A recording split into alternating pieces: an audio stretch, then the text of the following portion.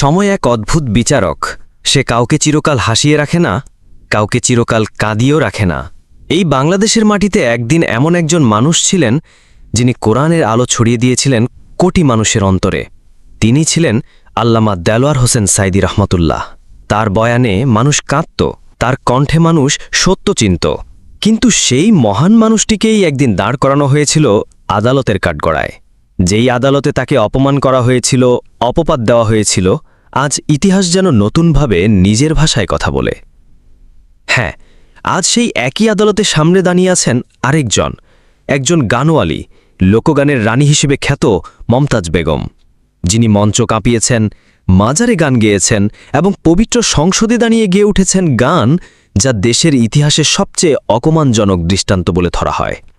মনে আছে, সংসদের ভেতর যেখানে আইনের কথা হওয়ার কথা, সেখানে তিনি গাইলেন লোকগান।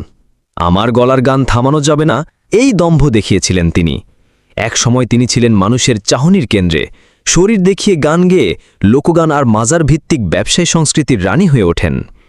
গণসঙ্গীত নয়, গান গাওয়ার নামে সমাজে অশ্লীলতার সংস্কৃতি ছড়িয়েছেন। অথচ আজ তাকেই সেই আদালতের কাঠগড়ায় দাঁড়াতে হয়েছে। সময় কি তাহলে থেমে নেই? অন্যদিকে যাকে সেই আদালতেই দাঁড় করিয়ে অপমান করা হয়েছিল, তিনি ছিলেন এমন একজন মানুষ যিনি কাবাঘরের ভিতরে প্রবেশের সৌভাগ্য অর্জন করেছিলেন। যে জায়গায় বিশ্বের লাখো মানুষ গিয়েও ঢুকতে পারে না, সেই পবিত্র স্থানের মাঝে আল্লাহ তার এক বান্দাকে পৌঁছে দিয়েছেন, আর তার নাম দেলোয়ার হোসেন সাঈদী। যখন তাকে গ্রেপ্তার করা হলো, তার বিরুদ্ধে কোনো দৃঢ় প্রমাণ ছিল না।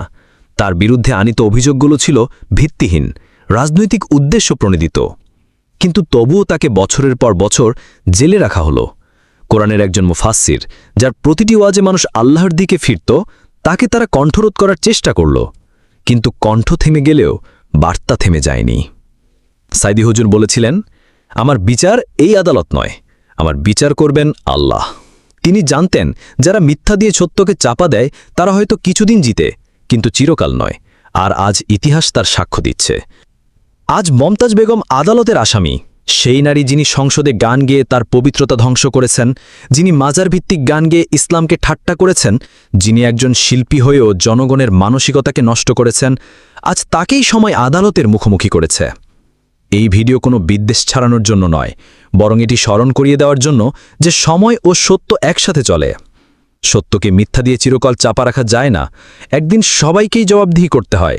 এই পৃথিবীর আদালতে না হয়, পরকালের আদালতে। সাঈদী হুজুরকে আল্লাহ তার দরবারে কবুল করুন।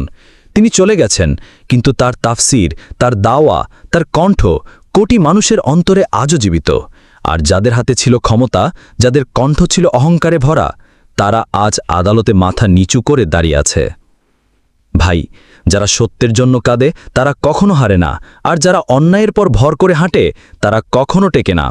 আপনি কোন দলে, সত্যের পক্ষে নাকি ক্ষমতার পাশে? কিন্তু ভাই, আমরা কি একবারও ভেবে দেখেছি এই মমতাজ বেগম কে ছিলেন? একসময় তিনি নিজেই বিভিন্ন সাক্ষাৎকারে বলেছেন, তার জীবনের অনেক কঠিন অধ্যায় ছিল। গানের মঞ্চে ওঠার আগে তিনি পল্লী গানের নামে বহুবার এমন গান গেয়েছেন যা ইসলামী আদর্শকে আঘাত করেছে। এমনকি কিছু মাজার ও লোকমেলার আসরে তিনি এমন ভাষায় গান পরিবেশন করেছেন যা মানুষের নৈতিকতা ও ধর্মীয় মূল্যবোধের সঙ্গে একেবারেই সাংঘর্ষিক। আর আজ সেই মানুষটিকেই যে সংসদে বলছেন, আমার গলার গান থামানো যাবে না। অথচ এই সংসদ সেই জায়গা যেখানে কোরআনের আলো ছড়ানো উচিত, নীতিনৈতিকতা শেখানো উচিত। একজন সংসদ সদস্য যখন গান গেয়ে গোটা ব্যবস্থাকে উপহাস করেন, তখন সেটি শুধু একটি ঘটনা নয়, এটি একটি জাতির মূল্যবোধের পতনের প্রতীক। সেই মমতাজ আজ আদালতে, আর যাকে কোরআন পড়ানোর অপরাধে আদালতে দাঁড় করানো হয়েছিল, তিনি আজ মৃত, কিন্তু তার বাণী কোটি মানুষের মনে জীবিত। ভাই, আজ ইতিহাস আপনাকে প্রশ্ন করছে, আপনি কার পক্ষে? আপনি কি সেই মিথ্যাবাদী সাংস্কৃতিক আগ্রাসনের পক্ষে, নাকি সেই একজন নির্দোষ আলেমের পাশে যিনি রাত জাগে মানুষকে কোরআনের তাফসির শোনাতেন? আপনি কি জানেন, সাঈদী হুজুরের প্রতি কারাগারে এমন অমানবিক আচরণ করা হয়েছিল যা একজন আসামির জন্য অনুচিত? তার চিকিৎসা হয়নি ঠিকমতো, এমনকি মৃত্যুর আগ পর্যন্ত তার মুখে শুধু একটাই কথা ছিল, আমার বিচার হবে আখিরাতে, মানুষের চোখ একদিন খুলবেই। এবং ভাই, আজ সেই চোখ খুলছে। আজকের তরুণরা প্রশ্ন করছে, কেন একজন আলেম যিনি মঞ্চে কোরআন পড়তেন, মানুষকে নামাজ শেখাতেন, তাকেই জেলে রেখে একজন গানওয়ালিকে সংসদে পাঠানো হলো? এ কেমন বিচার? ভবিষ্যৎ ইতিহাসে এই সময়ের একটি অধ্যায় লেখা হবে। এক পাশে থাকবে একজন কোরআনের পাখির গল্প, অন্য পাশে থাকবে একজন মঞ্চের গানওয়ালির পতনের গল্প, আর মাঝখানে থাকবে জনগণের প্রশ্ন, আমরা কার পাশে দাঁড়িয়েছিলাম। ভাই ও বোনেরা, আজকের এই বিচার শুধু একজন ব্যক্তির নয়, এটি একটি আদর্শের বিচার। সাইদি হুজুরের মৃত্যু ছিল না, বরং এটি একটি নীরব প্রতিবাদ সেই মিথ্যাকে, অন্যায়কে, যা ক্ষমতার ঘরে জন্ম নেয় এবং আদালতের নামে প্রতিষ্ঠিত হয়। স্মরণ করুন 2010 সালের 29 জুন, সেদিন গ্রেপ্তার করা হয় দেলোয়ার হোসেন সাইদিকে। হাজারো মানুষ পথে নেমে আসে, কারণ তারা জানত এই মানুষটি কোনো অপরাধী নয়। কেবল তার অপরাধ ছিল সে কোরআনের আলো ছড়িয়েছিল, আর সেই আলো কিছু মানুষকে অন্ধ করে দিয়েছিল। তাকে আন্তর্জাতিক অপরাধ ট্রাইব্যুনালে তোলা হয়, কিন্তু মামলার সাক্ষ্যগুলো এতটাই দুর্বল ও সন্দেহজনক ছিল যে আন্তর্জাতিক মানবাধিকার সংস্থাগুলো যেমন human rights watch, amnesty international এরও প্রশ্ন তোলে এই বিচার প্রক্রিয়ার নিরপেক্ষতা নিয়ে। অনেক সময় সাক্ষীরা বলেছে, আমাদের জোর করে সাক্ষ্য দিতে বাধ্য করা হয়েছে।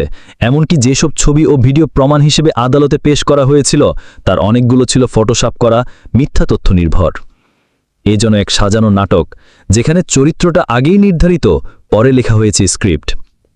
সাইদি হুজুরের ওয়াজ ছিল মানুষকে নামাজ, রোজা, পর্দা শেখানো, অথচ সেই মানুষটিকে তারা যুদ্ধ অপরাধী বানিয়ে দিল, অথচ কোনো সত্যিকার প্রমাণ না দিয়েই। আর অন্যদিকে সংসদে দাঁড়িয়ে গান গাওয়া একজন সাংসদ, যিনি দেশের পবিত্রতম জায়গায় সাংস্কৃতিক অপমান করেছেন, তিনি বছরের পর বছর সম্মান পেয়ে গেছেন। এটাই কি আমাদের ন্যায় বিচার? এটাই কি আমাদের গণতন্ত্র? একটা সময় ছিল যখন মমতাজের গানকে অপসংস্কৃত বলেও অনেক আলেম ও বিদ্বান প্রতিবাদ করেছিলেন, কিন্তু সে সময় কেউ শোনেনি। আজ যখন তিনি নিজেরই আচরণের কারণে আদালতের কাঠগড়ায়, তখন ইতিহাস যেন তার প্রতিফলন দেখাচ্ছে। ভাই, আজ আমরা এই ভিডিওটি দেখে শুধু আবেগে ভেসে যাব না, বরং আমরা চিন্তা করব সত্য কি, কে আমাদেরকে কোরআনের পথে ডাকছিল, আর কে আমাদেরকে গান, শরীর ও কুসংস্কৃতির পথে ঠেলে দিচ্ছিল। প্রিয় ভাই ও বোনেরা, এখনও সময় আছে। সত্যকে গ্রহণ করুন, মিথ্যাকে বর্জন করুন।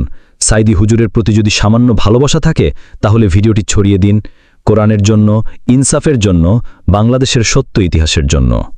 সাইদি হুজুরের জন্য দোয়া করুন, ভিডিওটি শেয়ার করুন, যেন এই দেশ একদিন সত্য, ন্যায় ও ইসলামের পথে ফিরে আসে, যেন আর কোনো সাইদিকে কণ্ঠারোধ করতে না পারে মিথ্যার আদালত। ভাই ও বোনেরা, সত্যকে সামনে তুলে ধরাই না আমাদের দায়িত্ব। এই ভিডিও যদি আপনার হৃদয় স্পর্শ করে, যদি আপনি মনে করেন সাইদি হুজুরের সঙ্গে অন্যায় হয়েছিল, তাহলে ভিডিওটি শেয়ার করুন। সাবস্ক্রাইব করুন আমাদের চ্যানেল নূরের দিশা, যাতে আপনি নিয়মিত সত্য ও ইসলামী আলোকে গড়ে ওঠা কন্টেন্ট পেতে পারেন। ভিডিওটি লাইক করুন, যেন এই বার্তাটি আরও অনেকের কাছে পৌঁছে যায়। কমেন্টে লিখুন আপনি সত্যের পক্ষে না ক্ষমতার পাশে। ভিডিওটি শেয়ার করুন ফেসবুকে, মেসেঞ্জারে, হোয়াটসঅ্যাপ গ্রুপে, যেন বাংলাদেশে আবার কোরআনের আলো জ্বলে ওঠে। মনে রাখবেন, একদিন আমরা সবাই একটি বড় আদালতে দাঁড়াবো, সেদিন যেন আমাদের জবান আমাদের বিরুদ্ধে সাক্ষ্য না দেয়। সাইদি হুজুরের আত্মার মাগফিরত কামনা করি। আল্লাহ আমাদের সবাইকে সত্য চিনে সেই পথ অনুসরণের তৌফিক দিন। আমিন।